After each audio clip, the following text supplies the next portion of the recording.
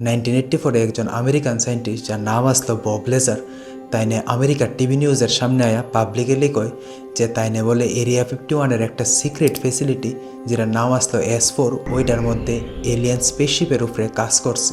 The S4 facility is an area just off the Papoose lake bed, dry lake bed, and it consists of 9 hangars. The hangars have sloped doors on them with a sand texture coating. 1 or 2 autopsy photographs I saw dealt with just a small photograph, a bust shot essentially, just head, shoulders, and chest of an alien with a chest was cut open in a T fashion and one single organ was removed. এই নিউজটা out হওয়ার পরে পুরো আমেরিকার সারা বিশ্বের মধ্যে area 51 স্পটলাইটে আয় পড়ছে। মানুষ অনেক কিউরিয়াস হয়ে গেছে আসলে এই এরিয়া 51-এর ভিতরে আছে কিটা ওইটা জানার লিগা। ইন্টারন্যাশনালি US গভর্নমেন্টের উপরে অনেক প্রেশার দেওয়া স্টার্ট হয়েছে এই এরিয়া 51-এ আসলে আছে কিটা ওইটা ডিসক্লোজ করার লিগা। কেউ কয় এরিয়া 51-এ বলে সায়েন্টিস্টরা এলিয়েন প্রিজার্ভ করে রাখছে, আবার অনেকে কয় তারা বলে এলিয়েন স্পেসশিপের উপরে রিভার্স ইঞ্জিনিয়ারিং করতেছে। অনেকে তো এটাও কইছে যে এরিয়া 51-এ বলে US মিলিটারির সায়েন্টিস্টরা মিল্লা টাইম মেশিনের উপরে কাজ করতেছে। তারা বলে পাস্টে আর ফিউচারে যাওয়ার সিক্রেট ফর্মুলাটা পায়া লাইছে। তো আসলে এই এরিয়া 51-এ আছে কিতা, এই এরিয়া 51-এর আসল রহস্যটা কি, চলো আজকে এই ভিডিওতে ডিটেলসে জানি।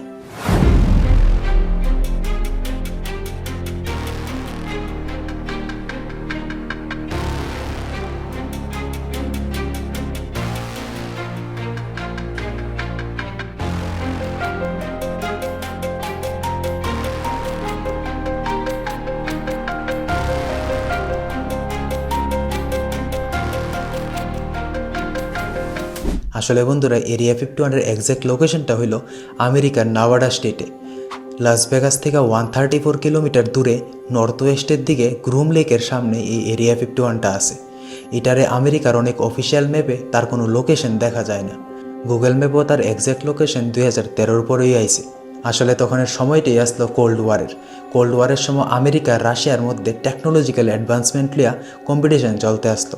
প্রথম রাশিয়া স্পেসের মধ্যে রকেট পাঠাইছে, ওইটারে কাউন্টার করার লিগা আমেরিকা কি করছে, এপোলো মিশনের মাধ্যমে মুন ল্যান্ডিং করছে। Before this decade is out of landing a man on the moon and এছাড়াও তারার মধ্যে ডিফেন্স ইকুইপমেন্ট লইয়া প্রচুর পরিমাণে কম্পিটিশন চলতে আসলো। কেডা কার থেকে বড় মিসাইল বানাইতে পারে, কার থেকে কেডা ভালো স্পেস ক্রাফট বানাইতে পারে। তো এই কম্পিটিশনটা জিতনের লিগা তখন আমেরিকা কি করছে, একটা স্পাই প্লেনের উপরে কাজ শুরু করছে। যেই স্পাই প্লেনটা দিয়া, যার নাম আসলো U2 স্পাই প্লেন, ওইটা দিয়া তারা রাশিয়ার উপরে স্পাই করতে পারবো। আর এই স্পাই প্লেনটা টেস্ট করার লিগা তারা দরকার আসলো তখন একটা খালি জায়গার, একটা রিমোট এরিয়ার, যাতে এটা পাবলিক থেকে দূরে রাখতে পারে, কেউ যেন মিটার ব্যাপারে কোনো কিছু না জানতে পারে। আর তখনই তারা এরিয়া 51টারে ডিসকভার করছে। আসলে এরিয়া 51টা ইউজ করা হয় মিলিটারি এয়ারক্রাফটের এক্সপেরিমেন্টের লিগা, স্টেলথ টেকনোলজি যেটার স্পাই টেকনোলজিও করা হয়, ওইটার উপরে এক্সপেরিমেন্ট করার লিগা, বড় বড় মিসাইলের টেস্টিংয়ের লিগা। কিছু এয়ারক্রাফট যেরকম ধরো U2 spy plane, S-71 Blackbird, F-117 Nighthawk, Aurora supersonic এয়ারক্রাফটের মতন টপ সিক্রেট প্রজেক্ট ওই এরিয়া 51-এর মধ্যে চলতো, যার ইনফরমেশন আর ফুটেজ পাবলিকলি কোনো সময় আউট হইতো না। কিন্তু বন্ধুরা 1947-এর জুলাইয়ের 8 তারিখ আমেরিকার নিউ মেক্সিকো স্টেটের রোজওয়েল টাউনে একজন ভদ্রলোক যার নাম আসলো ব্রেজেল, তাইনের সকালে ঘুমের থেকে ওইটা দেখে তাইনের বাড়ির সামনে অনেকটি মেটাল ডিব্রিজ ছড়াই ছিটাই রয়েছে, যেটি দেখতে একদম শাইনি আসলো আর অনেক লাইট ওয়েট আসলো। তাইনের লগে লগে পুলিশরে ইনফর্ম করছে।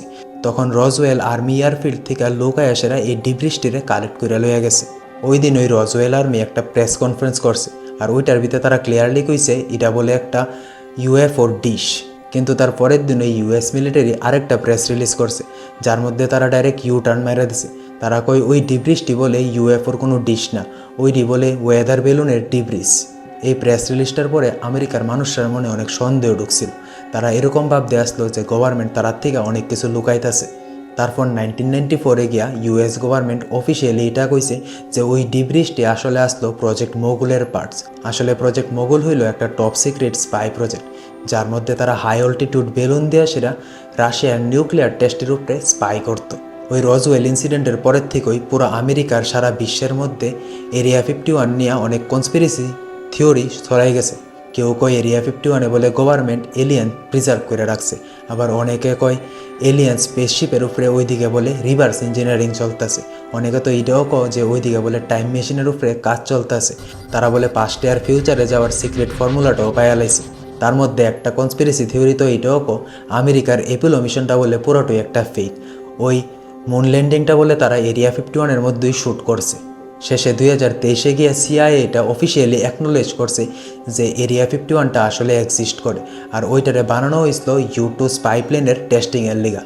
ইউএস গভর্নমেন্টের এই অ্যাকনোলেজমেন্টের পরেও এই জায়গাটা এখনও সবার লিগা রেস্ট্রিক্টেড। কোনো মানুষ, কোনো ড্রোন, কোনো মিডিয়া কেউ ওই জায়গার ভিতরে ঢুকতে পারে না, কারণ এখনও ওই জায়গার ভিতরে মিলিটারি ইকুইপমেন্টসের উপরে এক্সপেরিমেন্ট চলে, ডিফেন্সের উপরে এক্সপেরিমেন্ট চলে। ডিফেন্সের অনেক সিক্রেট জিনিস ওই জায়গার মধ্যে আছে, তার লিগে ওই জায়গাত এখনও কেউ ঢুকতে পারে না। যদি কি তুমি ট্রাইও করো ওই জায়গায় ঢুকতে, শুট অন সাইটের অর্ডার দেওয়া আছে। 2019 বন্ধুরা ফেসবুকে একটা ইভেন্ট অনেক ভাইরাল হয়েছিল, যেটার নাম আসলো স্টর্ম এরিয়া 51। আমেরিকার প্রায় মিলিয়নের থেকেও বেশি মানুষ এই ইভেন্টে পার্টিসিপেট করার লিগা রাজি হয়ে গেছিল। তারা সবাই মিল্লা বলে এরিয়া 51-এ ঢোকার চেষ্টা করব। তখন ইউএস গভর্নমেন্ট স্ট্রিক্টলি একটা নোটিশ জারি করছিল যে কেউ যদি এরিয়া 51-এ ঢোকার চেষ্টা করে তাহলে তারা মিলিটারি ফোর্স ইউজ করতে বাধ্য হইব। তারপর ইউএস মিলিটারির ওয়ার্নিংয়ের পরে স্টর্ম এরিয়া 51 ইভেন্টটা ডাইলিউট হয়ে গেছে। রিয়েলিটিতে বন্ধুরা এরিয়া 51-এ কী চলে এটা এখনও আননোন। এক্সপার্টরাও ওইদিকে বলে হাইপারসোনিক এয়ারক্রাফটের উপরে টেস্ট চলে, অনেকে তো ওই জায়গাত বলে স্পেস ডিফেন্স টেকনোলজির উপরে এক্সপেরিমেন্ট চলে, আর কেউ কয় ওই জায়গাত বলে ইউএস মিলিটারির সিক্রেটস প্রিজার্ভ করা হয়। আর বন্ধুরা দেখতে গেলে ইউএস গভর্নমেন্টের এই সিক্রেসিটা মেনটেন করাও খুবই এসেনশিয়াল, তারা ন্যাশনাল সিকিউরিটি আর ডিফেন্স সুপারিটির লিগা। তো বন্ধুরা আমি আশা করি এই ভিডিও থেকে তোমরা এরিয়া 51-এর ব্যাপারে অনেক কিছু জানতে পারছো। যদি ভিডিওটা ভালো লেগে থাকে কমেন্ট আর শেয়ার করো, আর এই ভিডিওতে আমি এম করতেছি মাত্র 5টা লাইক, প্লিজ এটা কমপ্লিট করে দিও, তাহলে আমি ভিডিও বানানোর আরও বেশি মোটিভেশন পাবো। তো চলো আবার দেখা হইব নেক্সট ভিডিওতে। Till then bye. Subscribe.